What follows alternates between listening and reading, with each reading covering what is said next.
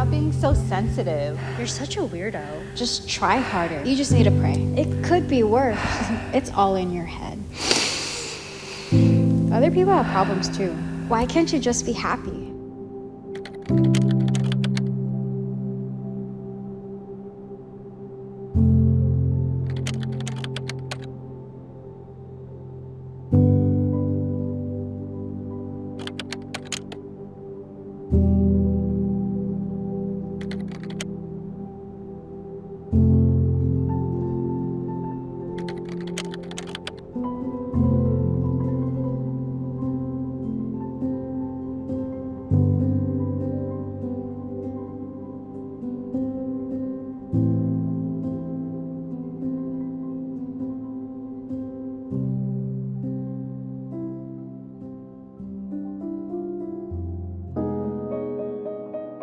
The idea of mental health kind of was seen as unfit for society or unfit for success. And that's always been a struggle for me growing up. I didn't feel safe in my home. It was this big secret that I couldn't tell. I just think growing up it was really awkward to talk about it.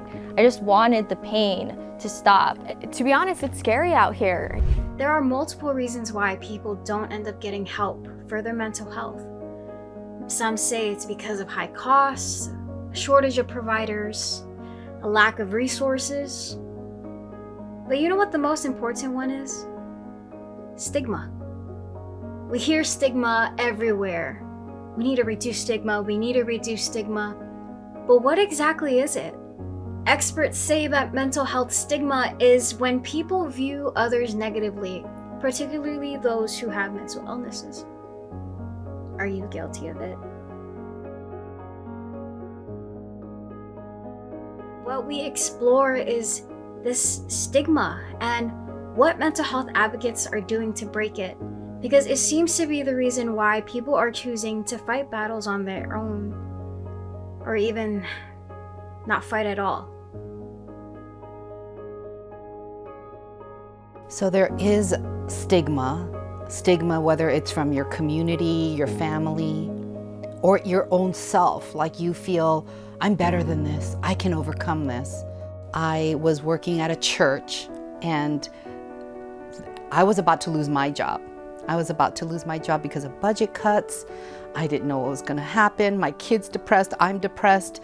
And I was like, I don't know what I'm gonna do. Kumi McDonald was 9 years old when she experienced her first anxiety attack. Brought up by an immigrant family, she was told to brush it off. I was taught in my own culture, in my own society, to just keep your head down, do well in school, right? Succeed, you know, don't air out your dirty laundry, you know. And I felt like as a young person, I wasn't able to have a safe place to vocalize my struggles. There wasn't a place where I could open up and say, hey, I'm struggling, I need help. Kumi suffered with depression and anxiety for years.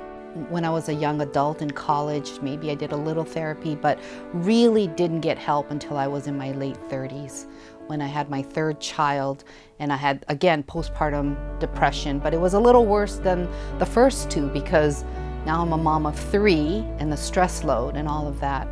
So that's when I first got help, and I realized, wow, it didn't have to be so hard. Kumi is now the executive director of the National Alliance on Mental Illness in Hawaii, otherwise known as NAMI. So it's not a job for me, it's a calling. It's something that I'm passionate about. When I was 15, I suffered through extreme bullying. You know, it was online, it was also in person, and through this bullying, it caused me to go through this severe depression. Adriana Saragosa was a student at James Campbell High School when she reached her tipping point. I remember trying to reach out to people. You know, I tried to reach out to my family on certain occasions, but because they don't really understand the depression, to them it's get over it. You're being dramatic. How could you possibly be sad when somebody has it worse? I had posted a quote online that said, be the good in the world where there isn't any. Somebody around me in my school had reposted it and said, well, I think you should kill yourself. And it got 500 retweets from kids all around the island my age, people I've never met, people who I thought were my friends. And so with that, I was extremely upset. And that triggered me to say, well, I must be a failure, nobody likes me. So being in that mentality and that mindset, I wanted to end my life, not because I wanted to die, but because I wanted to stop hurting. Through therapy and months of inner reflection, Adriana was able to find hope again. She's now a speaker under NAMI Hawaii's End the Silence campaign. I was very ashamed of who I was before, but now I'm not, because this is who I am, and I've grown through everything that was sent to destroy me. I've overcome it.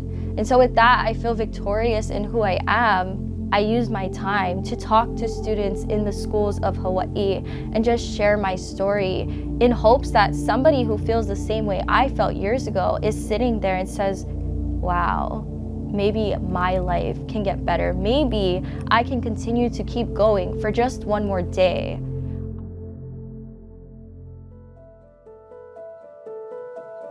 See, my voice and my coughing is not better. So I was seeing a psychiatrist and a psychologist, and I kept saying that I thought that I had dementia because I couldn't remember anything. And then that also led to depression, deep depression. Like I would wake up in the morning crying, I'd go to sleep crying. Meet Angela Keene. You may have seen her as KGMB's former anchor. I'm Angela Keene reporting for KGMB 9 Healthline. Back to you. The face of Hawaii quarantine kapu breakers, or more recently in an article focused on brain treatments for long-haul COVID.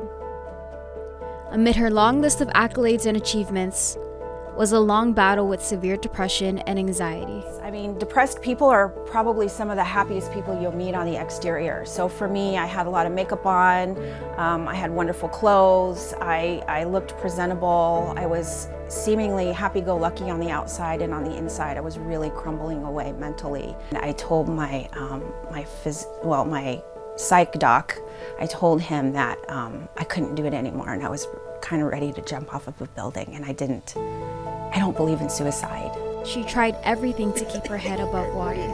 I tried vagus nerve stimulation, which is a device that you can put, on your body to help stimulate your vagus nerve. What other things? I tried supplements like peptides and brain peptides and different non-prescriptive things to help. But what gave her hope was a brain treatment called transcranial magnetic stimulation, and Hanai's son who checked in on her daily. Just want to check in and let you know that I'm doing great. Angela was chosen to be this year's honorary chair for NAMI Walks Hawaii. Well, I'm just floored. I think that that's a time when we can come together and be a team and collaborate and talk about, our challenges that we face, and to be open about it and to be vocal about it so that we can fight for those who aren't able to speak up. Advocates like Kumi, Adriana, and Angela all have one resounding message. You are not alone.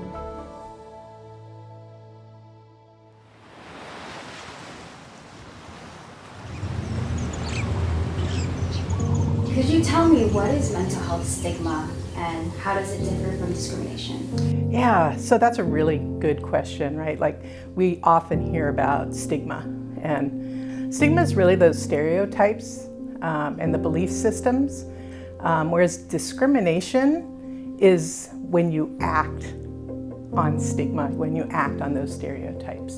Discrimination is illegal.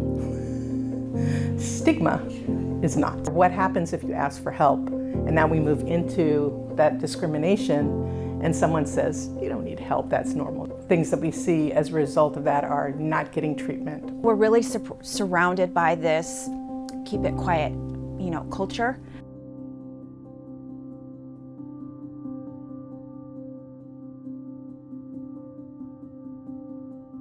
One time I was at a middle school and I was giving a presentation in a cafeteria, and I had said, oh, my mom's diagnosed with bipolar disorder. And really loudly in the crowd, a child was like, ha ha!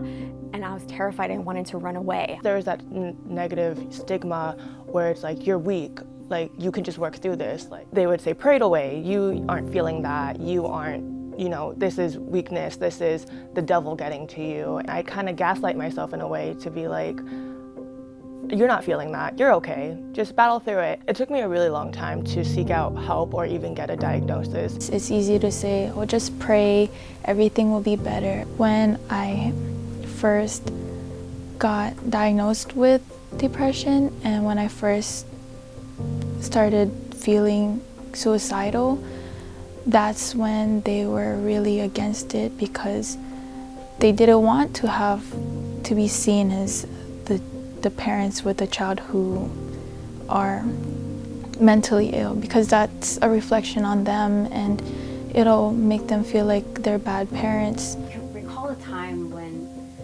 somebody said something to you that made you feel like, okay, maybe I shouldn't talk about my mental health? Could you recall what they said, how it made you feel?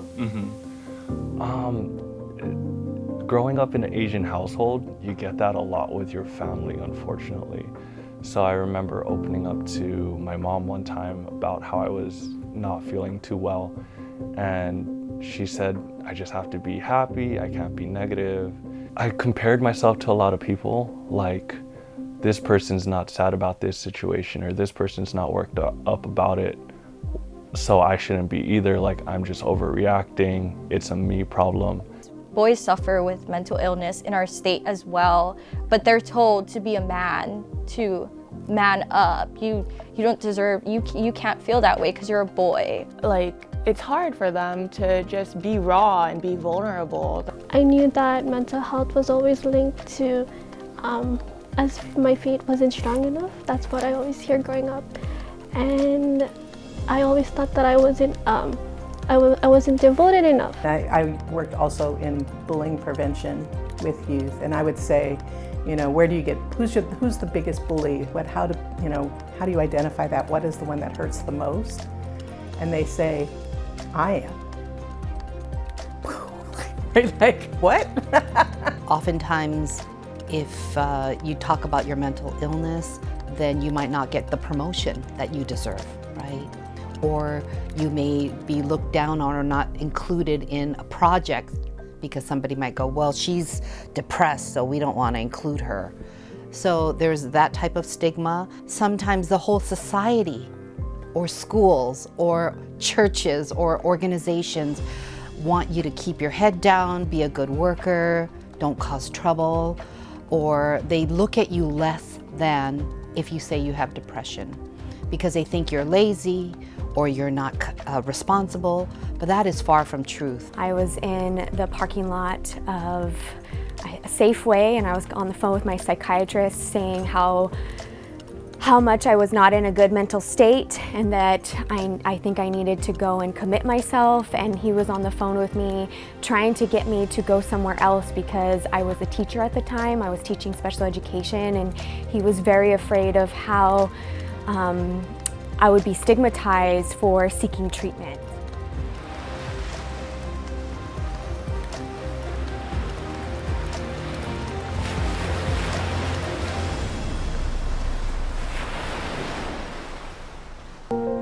"95% of people with mental illness are never violent." That's actually very similar to the general population. So we're basically, if you have a mental illness and you don't have a mental illness, that's the same. Dr. Gabert says the best thing you can do to reduce stigma is to talk to people with mental illness. We need to look at people with lived experience. So what does that mean? Somebody that has already suffered mental illness and been treated for mental illness to talk about what it was like for them. So Crisis Intervention Team, CIT, started in Memphis over 30 years ago. There was an African American man who was shot and killed during a mental health crisis. And at that time there was a big stir up. A lot of people in the community were outraged. But NAMI family members went to the Memphis Police Department and said, how can we help? And what they did was they decided to start education programs for officers. And now we call it, a shortcut is help, not handcuffs. You know, really, that's where it started from, and that we want to educate officers to be able to identify, is this a mental health crisis or are they criminal? Right? Are they being dangerous, or are they just yelling into the air, not really hurting anyone? So they need to figure out how to identify a crisis and then how to de-escalate. And within that training, these officers, we have now over 180 trained in Honolulu. So they're changing how we help our community members. But not only that, as part of the education, we're training our officers on self-care. And what we're teaching the officers is you cannot de-escalate unless you yourself are in a good state of mind, right? When we tell people not to do something, they kind of do it. So let's tell them what we want you to do. We want you to connect with people. We want you to ask and be concerned about people's well-being, right? And we want you to give them the time to hear their stories. When you really ask someone, how are you?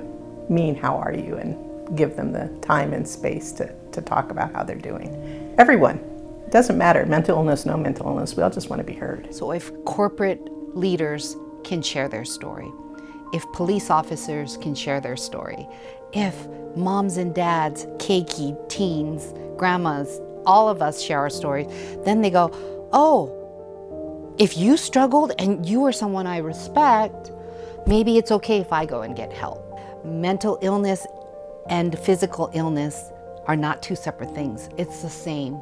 They both need treatment, they both need medication, they both need intervention, and it's okay, we should normalize both. Advocates hope more people will do more to stop their suffering and seek help. Here's some advice they have for those struggling with mental health issues. Hang in there. The road is rough, but there is another side, and you just gotta keep going. Mental illness does not define you.